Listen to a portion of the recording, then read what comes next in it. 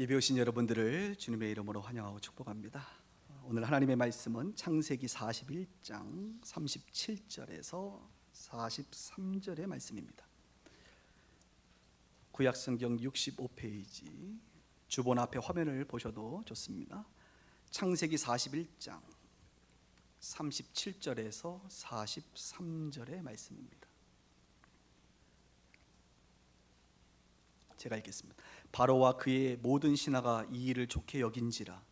바로가 그의 신하들에게 이르되 이와 같이 하나님의 영에 감동된 사람을 우리가 어찌 찾을 수 있으리요 하고 요셉에게 이르되 하나님이 이 모든 것을 내게 보이셨으니 너와 같이 명철하고 지혜 있는 자가 없도다. 너는 내 집을 다스리라. 내 백성이 다 내 명령에 복종하리니 내가 너보다 높은 것은 내 왕좌 뿐이니라. 바로가 또 요셉에게 이르되 내가 너를 애굽 온 땅의 총리가 되게 하노라 하고 자기 인장 반지를 빼어 요셉의 손에 끼우고 그에게 세마포 옷을 입히고 금사슬을 목에 걸고 자기에게 있는 버금수레 위에 그를 태우매 무리가 그 앞에서 소리 지르기를 엎드리라 하더라. 바로가 그에게 애굽 전국을 총리로 다스리게 하였더라. 아멘. 오늘은 창세기 30번째 시간 왕 앞에 선 요셉이라는 제목으로 말씀을 나누도록 하겠습니다. 우리는 지금 계속 요셉의 삶을 살펴보고 있습니다. 혹 여러분 중에 주일마다 교회 오실 때 마치 주말 드라마를 보는 것 같은 느낌이 좀 드시는 분이 계세요?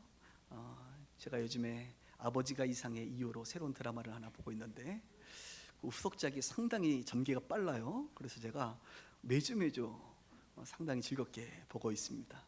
그래서 그 드라마를 보면서 직업병이죠. 어떻게 하면 우리가 주일날 전개가 빠르면서 우리 교인들이 쏙쏙 들어오게 다음 주에 말씀을 기다릴 수 있을까? 드라마보다 못한 설교가 되면 안 될 텐데 이런 생각을 하게 됩니다.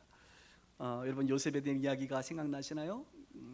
형들의 시기와 미움으로 구덩이에 빠졌던 요셉, 그러나 하나님의 은혜로 보디발의 집에 노예가 됐던 요셉, 그러나 누명으로 감옥에 갇혔던 요셉, 드디어 오늘 요셉이 이제 감옥에서 애고방 바로 앞에 서게 됩니다. 전개가 생각보다 빠르죠? 네. 그가 총리가 되어 왕 앞에 섰을 때의 나이가 30살입니다. 그러니까 17살에 사실 노예로 팔려갔습니다. 13년의 시간이 이제 지난 것이죠. 13년의 시간이라고 하는 것은 요셉에게는 고난의 시간이고 겸손함을 배움의 시간이고 자신의 능력과 은사를 활성화시키는 시간이고 끝까지 믿음과 거룩함을 지키는 그런 13년의 시간이었습니다. 물론 저와 여러분들도 이렇게 요셉처럼 살았으면 좋겠지만 많이 부족합니다. 부족한 것을 아는 자들은 다시 한번 일어나 요셉과 같은 그런 삶을 살면 얼마나 좋을까 다짐하는 또 그런 시간들이 됐으면 좋겠습니다.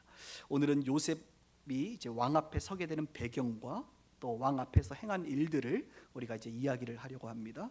저는 오늘 이 성경의 이야기를 여러분들이 이제 들을 때에 어떤 분들은 이미 아시는 이야기일 수 있으나 이 이야기 속에서 저와 여러분들에게 하시는 주님의 음성 듣기를, 세미한 주님의 음성 듣기를 깨닫게 되기를 주님의 이름으로 축복합니다. 지난주에 이어서 우리가 잠깐 다시 요셉이 이제 감옥에서 있었던 일을 살펴보도록 하겠습니다. 요셉이 감옥에서 인정을 받아서 간수장으로부터 재반 사무, 총무의 역할을 감당하게 되게 되고요. 그 중에 특별히 술 맡은 관원장과 떡 굽는 관원장, 말이 좀 힘들어서 그냥 술장관, 떡장관이라고 표현하겠습니다. 장관님도 좀 되시니까 술 장관님과 떡 장관님이 이제 감옥에 들어오게 되었죠. 그리고 시간이 지나는데 이 술장관, 떡관장 장관께서 꿈을 꿨어요. 그런데 이 꿈이 그냥 평범한 꿈이 아니라 뭔가 자신의 미래를 이야기하는 것과 같은 심각한 꿈이라는 것을 직감할 수 있었습니다. 그래서 그의 얼굴빛에 근심이 가득하게 됩니다. 재반 사무를 보는 요셉은 지나가다가 보니까 우리 떡장관님, 술장관님께서 얼굴빛이 안 좋아요. 그래서 그에게 가서 물어봅니다. 장관님들 도대체 무슨 일이 있었길래 이렇게 얼굴에 근심의 빛이 가득하십니까? 저에게 한번 얘기해 보시라고 이렇게 얘기를 합니다. 그랬더니 그들이 내가 꿈을 꿨는데 이 꿈이 말이지 도대체 해석이 되지 않는다. 무엇을 의미하는지 모르겠다.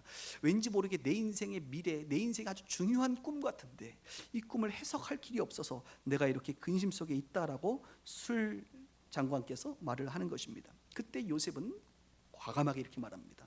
장관님, 꿈의 해석은 하나님께 있는 것이 아니겠습니까? 꿈의 해석은 하나님께 있습니다. 그러니 이 시간 한번 얘기해 보세요. 하나님께서 아마도 꿈을 해석해 주실 것입니다 라고 이제 말을 하게 됩니다.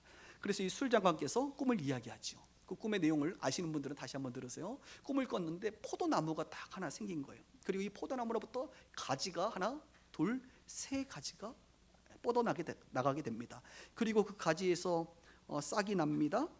꽃이 핍니다. 그리고 포도송이가 이렇게 맺혀지게 됩니다. 그래서 자신이 꿈에 이 포도송이를 따서 즙을 내 가지고 잔을 만들어서 이 잔을 가지고 다시 애굽의 왕 바로에게 이렇게 드리는 그런 꿈을 꾼 거예요. 느낌 좋죠? 그런데 이게 뭘 얘기하는지 모르겠다는 거죠. 이 이야기를 들은 요셉이 즉각적으로 이렇게 반응합니다. 장관님, 세 가지는요 3일을 말합니다. 앞으로 3일 후에 장관님께서는 이 바로 왕 앞에 다시 잔을 드리는 전직을 회복할 것입니다 라고 결론을 내려줍니다. 와우, 이 술장관 얼마나 기분이, 일단은 뭐 되든 안 되든 기분 좋잖아요. 그래서 마음의 편안함을 누립니다. 그리고 그 옆에서 가만히 듣던 떡장관이 보니까 이게 심상치가 않고 왠지 맞는 것 같거든요. 그래서 자신의 꿈도 얘기합니다. 이봐 요셉, 일로 와봐. 나는 꿈을 꿨는데 내 머리 위에 떡이, 흰떡 새 광주리가 있다.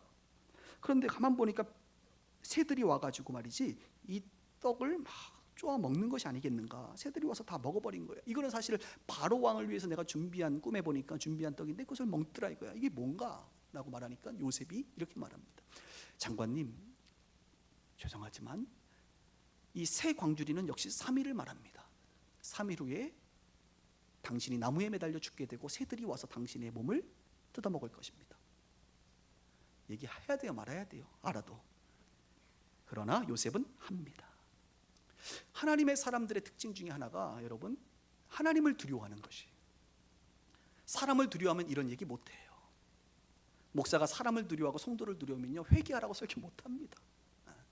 근데 하나님을 두려워하면 하나님께서 주신 메시지를 가감없이 전할 필요가 있는 것이죠.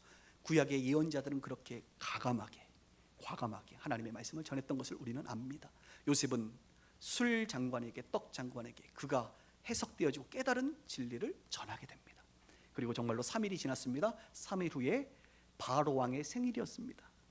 생일 때는 특별한 이렇게 특별 사면 이런 것도 있지 않겠어요? 그때에 술 장관은 복직이 되고 떡 장관은 매달려 죽게 되는 결과를 정말 낳게 됩니다. 그리고 요셉은 우리가 아는 것처럼 지난주에 이 술 장관에게 복직이 되시거든 나를 기억하사 내게 은혜를 좀 베풀어 달라고, 내가 누명 써서 지금 여기까지 왔으니 장관님 복직되실 것 같은데 나를 좀 기억해 주세요, 나를 좀 꺼내 주세요 라고 요청을 했던 것을 여러분들이 알 것입니다. 여러분, 제가 이 내용을 보면서 가끔 이제 신앙 상담을 하시는 분들이 있어요. 참 지혜로운 분들이에요. 담임 목사를 잘 활용하시는 분들이시죠. 할렐루야. 저는 우리 빛과 소금의 교회 식구들이 저를 이용하지 않기를 바랍니다. 단지 저를 잘 활용해 주시기를 주님 이름으로 축복합니다. 그래서 가끔 목사님 시간 되시면 상담 좀 하자고 그러면 제가 시간을 잡고 합니다. 이번 주에 한 2분 정도, 남자분들 2분을 사무실에서 제가 저희 교인들 상담을 했는데요. 이게 신앙 상담을 하다 보면 그분들의 이야기를 이렇게 집중해서 듣습니다. 특히 제 사무실에 오면 제가 여러분 목양실에서는 더 집중해서 듣습니다. 그렇게 시간을 내서 뭔가 이야기한다는 것은 매우 중요한 자신의 문제들을 이야기하는 것이기 때문에 그 시간을 소중하게 제가 생각하고 있습니다. 많은 사람들의 신앙 상담의 내용은 이런 종류의 것들입니다. 목사님, 제가 앞으로 어떻게 가야 될지 모르겠습니다. 방향과 관련된 것입니다. 하나님께서 저를 어떻게 인도하실지 잘 모르겠어요. 이 길이 맞나 저 길이 맞나 좀 고민이 됩니다. 목사님, 하나님의 뜻이, 나를 향한 하나님의 뜻이 무엇인지 내가 매우 궁금합니다. 이런 종류의 질문들입니다. 이것은 매우 중요한 것들이죠.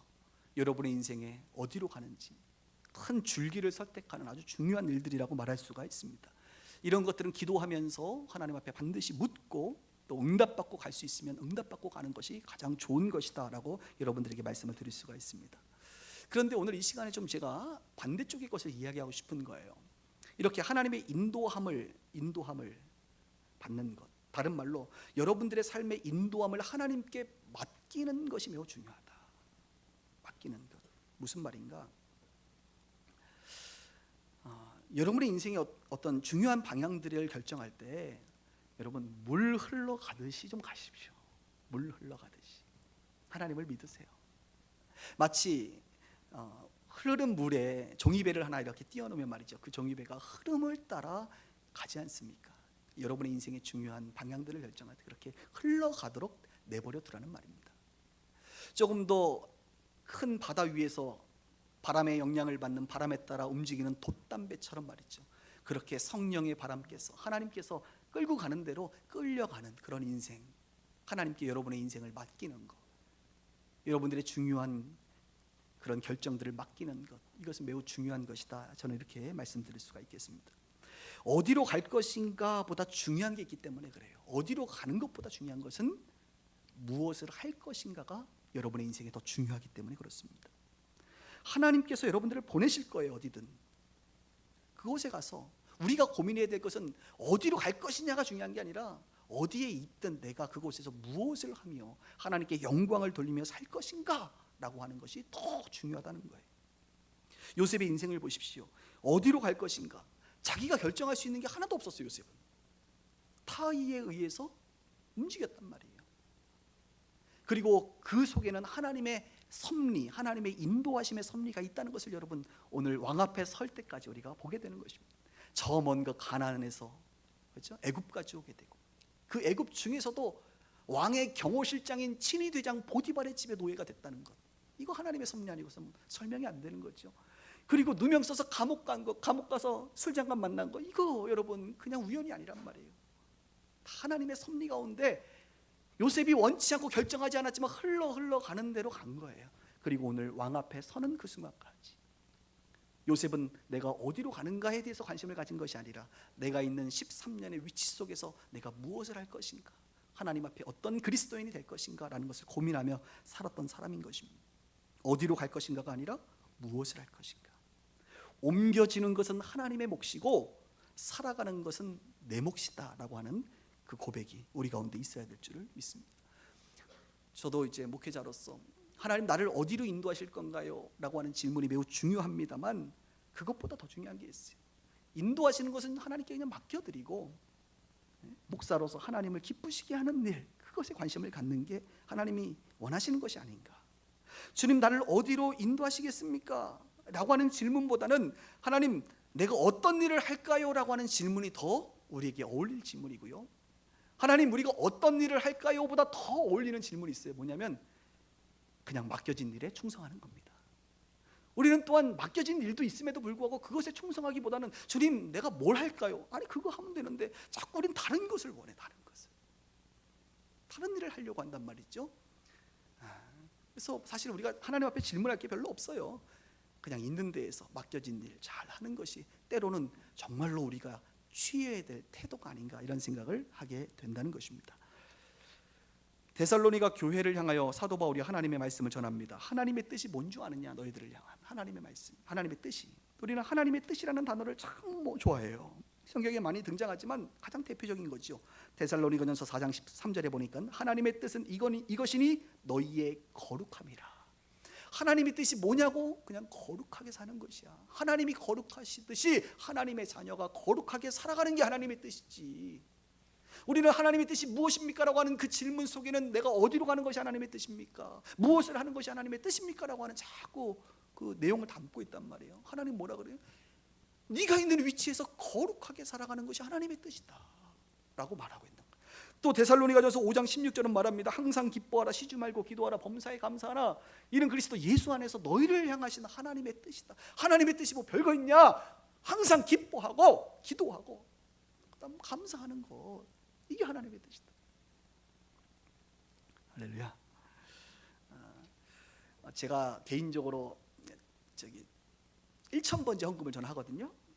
지난번에 저희 교회 성도님 어떤 분이 1,000번째를 완성하신 거 보면서 내가 거룩한 욕심이 생겨가지고 나도 하리라 하고 그때부터 매주 이제 한 번 하나씩 혹은 2개씩 이렇게 했는데 오늘 아침에 이제 헌금 드리면서 보니까 107번째더라고요. 지금 그래서 2년 된 것 같아요. 107번째. 오늘은 특별하게 이렇게 감사 제목이 별로 생각이 안 나는 거예요. 여러분 그러잖아요. 뭐 매주 뭐 특별한 감사가 있는 건 아니잖아요. 그래서 제가 뭘 쓸까 하다가 오늘 설교 준비도 한 거가 있으니까 이렇게 썼습니다. 범사에 감사합니다. 사실 우리 이영환 목사님에게 제가 배운 것 중에 하나예요. 우리 이영환 목사님이 늘 범사에 감사하시더라고요. 제가 범사에 감사합니다 이렇게 썼어요. 아마 107개를 제가 핸드폰 메모장에다 쫙 적어놨기 때문에 쭉 읽어보면 가장 많이 반복해서 등장하는 단어가 범사에 감사합니다 일 겁니다. 근데 범사에 감사하더라고요. 여러분 어떠세요? 감사하고 사세요? 기뻐하고 사세요? 기도하면서 사세요? 그게 하나님의 뜻이라니까요. 거룩하게 사세요? 그게 하나님의 뜻이라니까요. 요셉이 어떤 환경에 있든 그렇게 살아가는 것, 그것이 하나님의 뜻인 줄 저는 믿습니다. 이렇게 요셉은 하나님의 뜻 안에서 감옥에서 또 꿈을 해석해주고 자신의 삶을 충성스럽게 살아가는 모습을 우리는 볼 수가 있습니다. 이렇게 여러분 감옥에서 2년의 시간이 흘러갑니다. 그런데 2년의 시간이 지났는데 요셉은 여전히 감옥에 있어요. 그가 술 관원장에게 꿈을 해석해주고 그가 복직했을 때 뭐라고 부탁했지요? 장관님, 나 억울한데 나 좀 생각해달라고, 나에게 은혜를 베풀어 달라고. 그렇게 말하고 나서 정말로 이 술 장관님께서 복직을 했으니 요셉은 기대감이 있었겠죠. 무슨 기대감? 아, 장관님이 이젠 왕에게 얘기해서 나를 좀 건져주시겠구나. 그래, 내가 감옥은 아니고 다시 보디발레 집이나 아니면 다른 곳 노예로 가서 노예의 삶을 또 살아가겠구나라고 정도만 기대했을 줄 모르겠어요. 그런데 우리가 아는 것처럼 노예의 삶의 수준이 아니라 총리의 삶으로 하나님이 인도하시는 것을 그는 상상하지도 못했을 거예요. 또 하나 요셉은요, 사람에 대한, 이 술 장관님에 대한 기대를 가지고 있었습니다. 기대. 그런데 하루가 지나고 일주일이 지나고 한 달이 지나도 소식이 없어. 이 장관님은 도대체 화장실 들어갈 때하고 나올 때가 다르셔. 내 누명은 벗겨지지도 않고. 이렇게 1년의 시간이 지나고 2년의 시간이 지나면서 요셉의 마음에는 어떤 마음이 들었을까? 사람에 대한 실망. 사랑하는 여러분, 사람에게 너무 많이 기대하지 않기를 주님 여러분 축복합니다. 사람은요, 여러분 잘 아시는 표현대로 사랑해야 될 대상이지 사람은 믿을 대상은 못 되는 것 같아요. 사람에 대해서 너무 많이 기대하지 마세요. 실망이 큰 법입니다. 사람은 실망스러운 존재들입니다. 어느 목사님이 저에게 좋은 명언을 하나 알려줬는데, 이런 얘기 여러분 들으면 좀 기분 나쁘지만 한번 들어보세요. 오늘 나온 거니까. 목회가 뭔지 아느냐 장 목사. 그래서 뭔데요 목사님? 한수 한 말씀 해보십시오. 그랬더니 목회는 사람에 대한 실망을 견디는 게 목회다. 야, 제가 뼈에 새겨지더라고. 목회하면서 목회가 뭐냐? 사람에 대한 실망을 견디는 게 목회다. 그분이 사람 때문에 실망 많이 하셨나 봐요. 근데 목회만이 아닌 것 같아. 내가 보니까 우리의 인생이 다 뭐냐? 사람들에 대한 실망을 견디는 게 우리 인생이 아니겠나. 직원들에 대한 실망을 견디는 것, 우리 리더들에 대한 실망을 견디는 것, 내 남편에 대한 실망을 견디는 것, 그 자녀들이 그렇지 않을 줄 알았는데 그 자녀들에 대한 실망을 견디는 것, 또 우리 자녀들은 부모에 대한 실망을 견디는 것, 그렇게 살아가는 것이 아니겠나. 사람들은 참 실망스러운 존재들이에요. 그렇게 연약하기 때문에 그렇습니다. 교회 오면요, 여러분, 목사들도, 목사는 저는 사람이 아니라고들 얘기하지만 사람이거든요. 목사들에 대해서 실망할 수 있어요. 그래서 성도로서의 삶은 뭐냐? 목회지에 대한 실망을 견디는 것이다. 뭐 그런 일이 없었으면 좋겠지만 하나님을 바라보는 것, 하나님의 약속을 바라보는 것이 우리 가운데 더 필요한 시대가 아닌가, 이런 생각을 하게 됩니다. 요셉은 술 관원장에 대해서 섭섭하지, 실망스럽습니다. 마치 속임을 당한 것 같은 느낌도 들었을 것 같아요. 요셉은 하여간 사람들에게 계속 속임을 당해. 형들이 자기를 속입니다. 보디발의 아내가 자기를 속입니다. 오늘 술 장관님께서 자신을 꺼내준다고 얘기했겠죠. 속입니다. 속여요. 실망을 계속 받게 됩니다. 그런데 여러분 그거 아세요? 사람들은 우리를 실망시키고 사람들은 우리를 속이지만 우리 하나님은 정직하십니다. 하나님은 신실하십니다. 하나님은 늦장 부리지 않고 성실하십니다. 하나님은 완전하신 분이십니다. 하나님은 요셉을 기억하고 계십니다. 술장관님은 요셉을 기억하지 못해도 2년 동안 하나님은 여전히 요셉을 기억하고 계시고, 하나님은 요셉을 위하여 계획하고 계시고, 보이지 않게 일하고 계십니다. 이 하나님의 신실하심, 하나님의 정직하심. 저는 여러분들의 삶을, 또 저의 삶을 볼 때, 우리가 삶의 구덩이 가운데 빠진 것 같을 때에, 또 감옥 가운데 있는 것 같을 때에, 또 고통 가운데 있는 것 같을 때에, 저와 여러분들을 건져주는 어떤 존재가 어떤 특정한 사람이 되지 않기를 주님의 이름으로 축복합니다. 그 사람들에게 너무 많은 기대를 가져서 실망하지 않기를 바랍니다. 우리를 건져줄 그 유일한 분이 있다라고 한다면 그분은 바로 하나님이실 것입니다. 사람들 가운데 역사하신 분이 있다고 한다면 그분은 바로 하나님이실 것입니다. 그 정직하시고 여러분들을 누구보다도 사랑하시는 그 하나님이야말로 저와 여러분들의 인생을, 고통을 건져줄 수 있는 분이심을 우리가 기억해야 될 것입니다. 오늘 요셉은 2년 동안 그렇게 감옥에 있었지만 하나님께서 2년의 시간이 지나고 나서 드디어 요셉을 감옥에서 건져주시기 시작하십니다. 그리고 하나님은 그 요셉을 위하여 계획하십니다. 어떤 계획이요? 이제는 술 장관이 꿈을 꾸는 것이 아니라 바로 왕이 꿈을 꾸게 합니다. 그런데 바로 왕이 꿈을 꿨는데 이 꿈이 아주 회개망측한 꿈이에요. 이 꿈을 꾸고 나서 바로는 너무너무 심란했어요. 성경에 보니까 이렇게 말합니다. 번민하였다. 번민. 이 번민하였다라는 것이 영어로 얘기하니까 그의 영혼이 트러블을 일으켰다.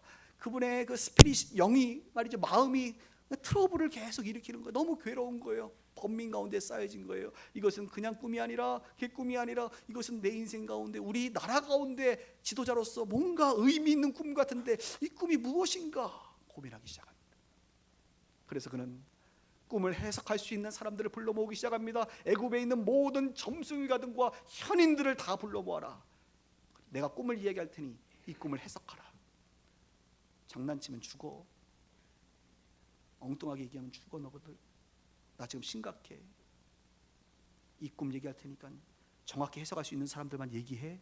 이렇게 하지 않았을까? 갑자기 당황하셨나요? 그래서 바로가 이 꿈을 이야기합니다. 그 꿈의 내용은 이런 거예요. 내가 한 날 잠을 잤는데 살찐 나일 강가, 이제 애굽은 나일 강가가 있어요. 나일 강가에서 살찐 송아지가, 아름답고 살찐 송아리 7마리가 다 서 있더라고. 그래서 올라오더라고. 야, 내가 얼마나 기분이 좋은지 몰라. 그런데 갑자기 빼짝 마르고 초라한, 보기 아주 흉한 그런 암소 7마리가 또다시 일어났더라고. 나일강에서. 시간이 지나다 보니까 이 빼짝 마른 흉악한 암소 7마리가 살찌고 아름다운 암소 7마리를 잡아먹었다 이거야. 너무 끔찍했다. 이게 도대체 뭐냐? 그래서 내가 또 다음날 잠을 자다가 또 꿈을 꿨는데 느낌이 비슷해. 갑자기 이삭이 있는데 그 줄기가 있는데 말이죠. 그 한 줄기가 쭉 나오는데 그 줄기 가운데 풍성하고 충실한 이삭이 7개가 딱 맺혔단 말이지. 그래서 야, 참 좋다. 조금 있다 보니까 그곳에서 다시 가늘고 마른 7 이삭이 나타나서 이 마른 것이 풍성한 것을 삼켜버리더라. 끔찍했다. 같은 것 같은데 이게 도대체 뭐냐? 해석해봐. 장난치면 알아서들 해. 똑바로 해석해. 제대로 안 한 사람은 사형 이렇게 하지 않았겠어요? 분위기 굉장히 위협적입니다. 무섭습니다. 아무도 대답 못해. 아무도. 성경에 보니까 해석하는 자가 없었더라라고 이야기합니다. 그들 다 돌려보내고 갑자기 술 장관이, 누가 떠올라요? 요셉. 왕이요, 제가 2년 전에 사실 감옥에 있을 때 꿈을 꿨는데 그 꿈을 해석한 사람이 있습니다. 청년이 있는데, 노예인데, 요셉이라고. 떡 장관은 해석한 대로 죽고 저는 복직되었습니다. 그 친구를 한번 만나시는 것이 어떻겠습니까? 그 친구 참 대단한 친구인데 한번 만나시겠습니까? 얼른 데리고 와.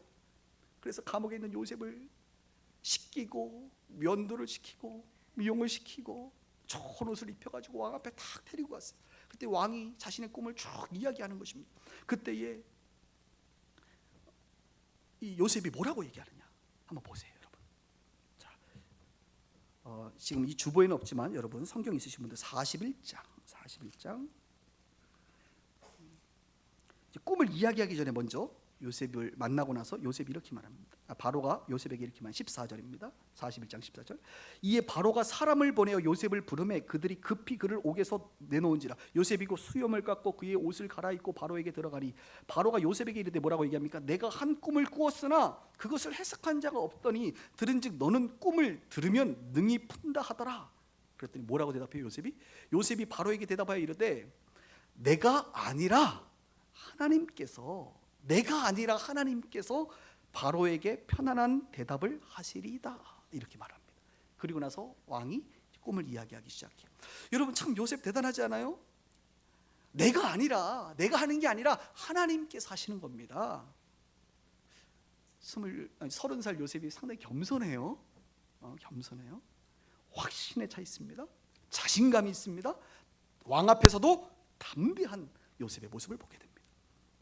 그러면서 꿈을 얘기하니까 요셉이 이렇게 대답합니다. 해석해 줍니다. 왕이요, 꿈은 하나입니다. 그러면서 이렇게 하나님께서 하실 일을 바로에게 보이신 것입니다. 하나님을 계속 언급하는 거예요.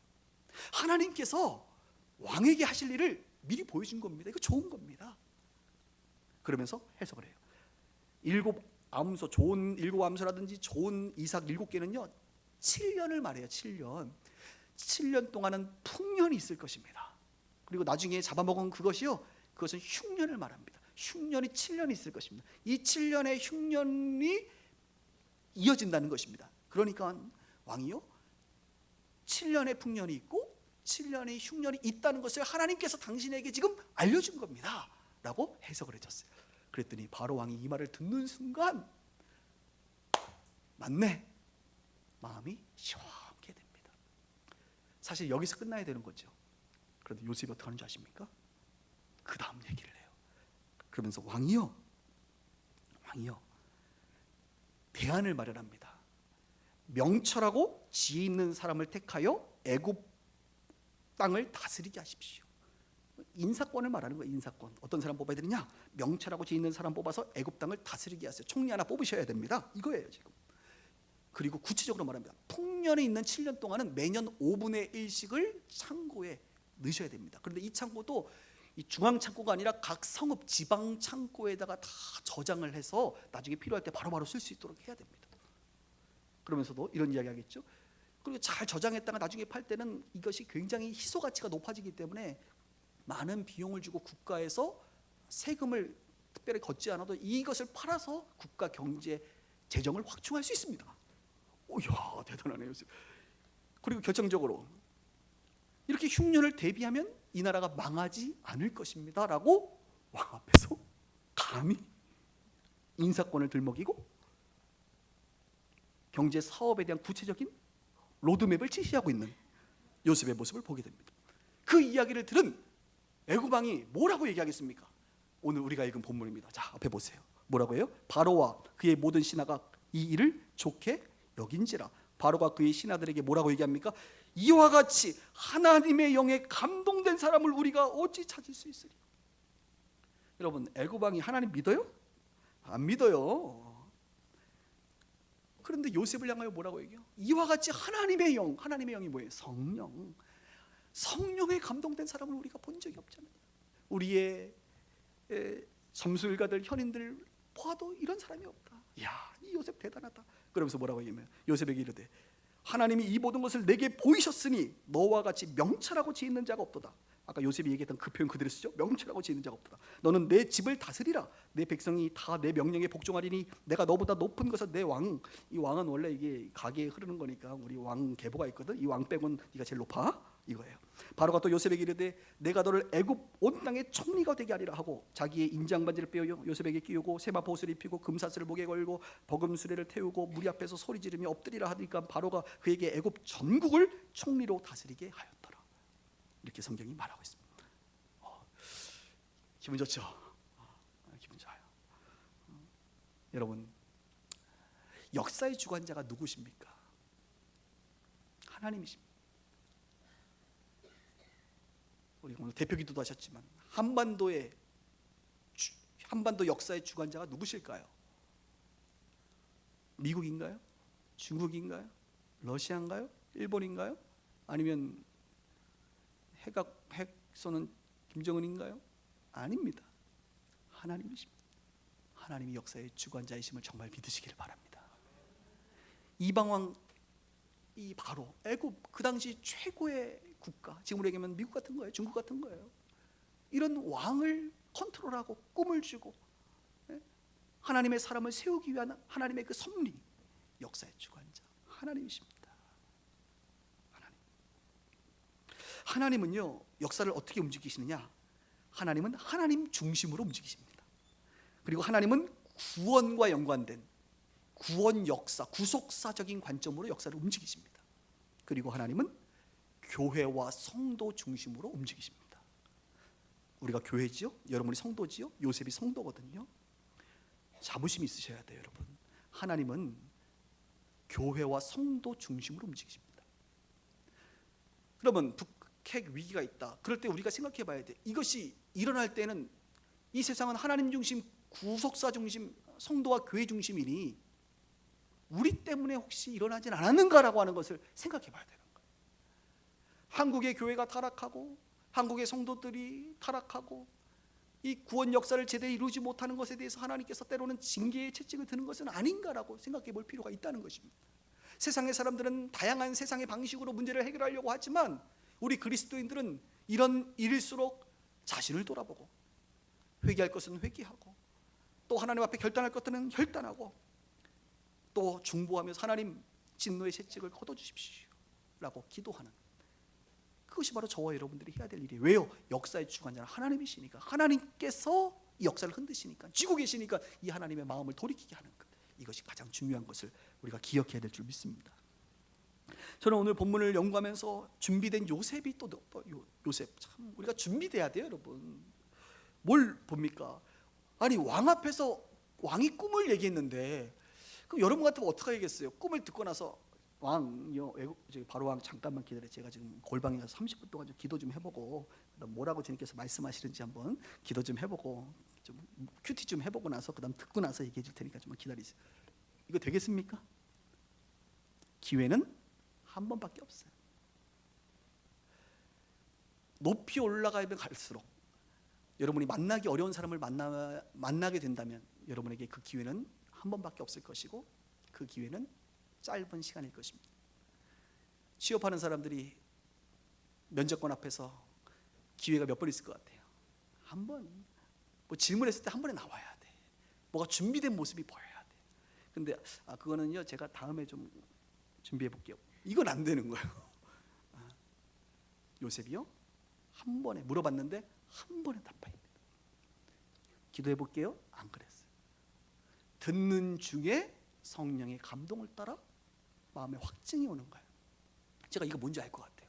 아까 이제 상담 얘기했는데 상담하다 보면 어떤 분이 그래요. 막 얘기를 하면 그냥 듣는 중에, 이렇게 집중해서 듣는 중에 마음에 뭔지 알 것 같아.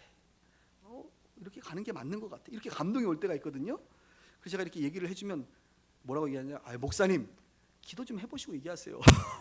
이렇게 얘기하시는 분도 있어요. 그럼 내가 뭐라고 얘기해요? 이봐, 우리 정도 되면 기도 안 하고도 때로는 느껴져. 이렇게 제가 한번 펀치를 날립니다. 여러분 그럴 때 있죠? 뭐 특별하게 기도하지 않아도 그냥 왠지 성령의 감동이 오는 거예요. 지금 요셉이 바로 그 단계가 된 거예요. 꿈 들으면 바로 성령의 감동이 있는 거예요. 그래서 하나님의 영에 감동된 사람이라고 바로 얘기하잖아요. 저는요, 우리 그리스도인들에게 저는 이것을 영적 한방이다 이렇게 얘기하는데, 이 영적 한방이 있어야 돼요, 우리 그리스도인들에게. 직장을 보시면 여러분, 직장에서 여러분보다 달란트가 탁월한 분들이 있어요, 없어요? 있어요. 아니, 하나님께서 우리 가운데 은혜 주시고 도와주심에도 불구하고 그 사람들은 예수도 안 믿는데 너무 잘해 일을. 그 재능이 너무 탁월해. 아니, 하나님께서 우리 가운데 은사를 주시고 달란트를 개발시키시고 활성화시킴에도 불구하고 우리보다 더 잘한다니까. 그렇습니다. 세상 사람들 중에 여러분보다 훨씬 잘난 사람들이 많습니다. 우리에게 뭐가 필요한 줄 아세요? 그들이 경험할 수 없고 얻을 수 없는 그 한 방이 우리 가운데 필요한 거예요. 요셉이 관리 능력, 매니지먼트 능력이 뛰어난다고 하더라도 요셉보다 더 뛰어난 사람이 있을걸요, 아마. 여러분들이 지금 하고 있는 그 업무들이죠, 그 업무들보다 더 잘하는 사람이 있을걸요. 그런데 세상의 사람들은요, 요셉이 가지고 있는 그것을 갖지 못했어요. 세상의 이 점술가들, 현인들은 요셉이 가지고 있는 그것을 못 가졌어요. 그것을 현대적으로 표현하면, 은사로 표현하면 영분별의 은사, 지식의 은사, 지혜의 은사라고 말할 수가 있습니다. 저는 이것을 그래서 영지지 은사다 이렇게 얘기하는데, 영분별의 은사, 지식의 은사, 지혜의 은사, 이게 뭔고? 이런 거예요. 영이 분별되는 거예요. 그냥 하나님의 영을 가진 사람은요, 하나님의 영이 아닌 게 느껴집니다. 우리 교회에 신천지가 왔다, 느껴져. 우리가 영이 살아있으면 느껴진다니까요. 아멘이 없으시네. 느껴진다니까. 불심이 충심이신 분들이 오시면요, 이렇게 느껴진다니까. 불심이 이렇게 느껴져요. 목사님 잘 모르겠는데요. 그러니까 한 방이 없는 거예요, 우리가. 근데 지식의 은사는 뭔고? 하나님이 알려주시는 은사예요. 아마 여러분 경험했을 거예요. 왠지 모르게 주님께서 그냥 이걸 알 것 같아. 뭔지. 지식의 은사, 알게 되는 은사. 지혜의 은사는 그 안 것을 잘 설명할 수 있는 은사, 지혜롭게 설명할 수 있는. 오늘 요셉이요, 영 분별되고 하나님께서 알려주시고 대안까지, 그리고 그것을 기가 막힌 이 프레젠테이션을 쫙 하고 있는 모습을 여러분들이 상상해 보셔야 됩니다. 이것은 하나님의 사람들에게 주시는 하나님의 특별한 선물입니다. 그래서 이 성경에 보면 한 30몇 가지의 은사가 있는데 그 중에 9개 은사는 세상의 사람들이 접할 수 없는 은사 중에 9개가 있어요. 하나님이 주신 게 뭐냐? 언어와 관련된 은사가 3가지가 있습니다. 방언, 통변, 예언. 이거는 세상의 사람들이요 접할 수 없는 거예요. 그 다음에 이 능력과 관련된 은사가 있어요. 능력과 관련된 은사. 그래서 믿음의 은사, 치유의 은사, 귀신 쫓는 축사의 은사, 미치축, 그리고 방통예, 방언, 통변, 방통예, 미치축, 영지지, 9개. 그래서 여러분, 이 지식의 은사, 이것은 영분별, 지식, 지혜. 오늘 요셉에게는 이 은사가 있었어요. 저는 여러분들이 여러분의 인생을 살아갈 때 조금 우리가 달란트는 좀 부족하다 할지라도 여러분들만이 가지고 있는 하나님이 주신 그것이 꽃이 피고 활성화되어져서 다른 사람들이 도저히 돌파할 수 없는, 뛰어넘을 수 없는, 문제를 풀 수 없는 하나님의 신이 여러분들에게 주어지는 그 특별한 능력이 여러분들에게 있기를 바랍니다. 따라해보세요. 영적 한방. 요셉에게 이 영적 한방이 없었다고 한다면, 단순히 그냥 관리 능력만 뛰어났다고 한다면 그는 총리가 될 수 없었을 것입니다. 그가 왕을 만날 수 있는 이유가 있다면 그것은 영적 한방이 있었기 때문이죠. 얼마나 감사한지. 제가 어제 결혼식을 갔어요. 용산에. 원래 제가 주례를 하거나 아니면 기도를 해주는 일이 아니면 원래 토요일 날 목사가 결혼식 잘 안 갑니다. 저희 교회 성도들 아니면. 근데 이분은 목사님 꼭 오셨으면 좋겠다 그래서 내가 뭐 기도하라는 소리인가? 주례하라는 소리인가? 나하고 동갑인 자매님이시고 나랑 동갑이신 분이 이제 결혼하셔요. 남편은 저보다 몇 살이 높으시더라고. 딱 봐도 진짜 정말 그랬어요. 말 잘해야죠. 방송 나가니까. 근데 그분 결혼식에 제가 갔어요. 왠지 아십니까? 그분이 저를 통해서 예수님을 영접했기 때문에 그렇습니다. 그분이 직장을 다니는데 참 어려운 삶을 살았다가 어느 분의 소개로 우리 장 목사님 한 번만 만나봐라. 그 저를 소개해 주신 분이 저에게 뭔가 한 방이 있다고 믿었는 것 같아요. 그래서 만났어요.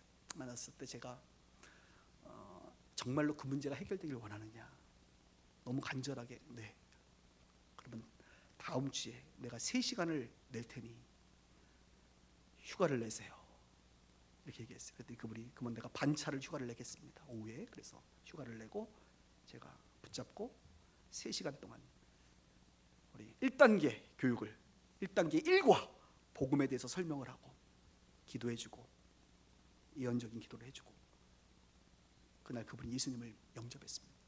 그리고 그분이 예수님 영접할 때 했던 말을 잊을 수가 없어요, 평생. 목사님, 이렇게 완벽한 논리를 안 받아들이는 사람도 있나요? 복음은 매우 논리적입니다, 여러분. 그래서 제가 너무 당황해서, 그래요? 있던데. 너무 논리적인데요, 이건 사실 같은데요. 예수님을 영접하고 지금 4년 5년 된 것 같은데 그분이. 그래서 그분의 결혼식을 축하해 주러 갔다 왔는데요, 복음 전하는 것에 대한 영적 한방이 있었다고 소개해 주신 분이 생각했던 것 같아요. 여러분들에게 필요한 영적 한방이 무엇인지는 모르겠습니다. 그것은 하나님께로부터 오는 특별한 것일 것입니다.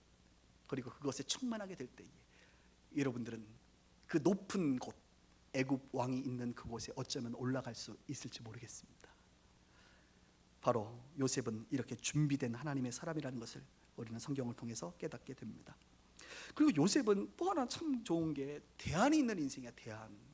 여러분, 우리가 이 세상을 살면 문제를 제시하는 사람은 너무 많아. 4대강이 문제예요. 또 사드가 문제예요, 북핵이 문제예요, FTA가 문제예요, 뭐가 문제예요, 문제. 아니 문제를 말하는 사람은 너무나도 많아 이 시대에. 그런데 대안을 말하는 사람들이 별로 없어요. 한국 교회가 이것이 문제입니다. 알아요. 문제 말고 대안을 말하란 말이에요. 대안을. 이 북핵의 위기의 대안이 뭐냐 이거예요. 문제 말고. 그런데 요셉은 대안을 말하고 있다는 거예요. 이렇게 하셔야 됩니다. 대안이 있는 사람이 필요한 시대입니다. 요셉은 인생이 역전된 사람입니다. 요셉처럼 인생이 역전된 사람은 제가 세상에 본 적이 없어요. 그는 지금 신분이 뭐예요? 노예에서 갑자기 어디가 됐어요? 총리.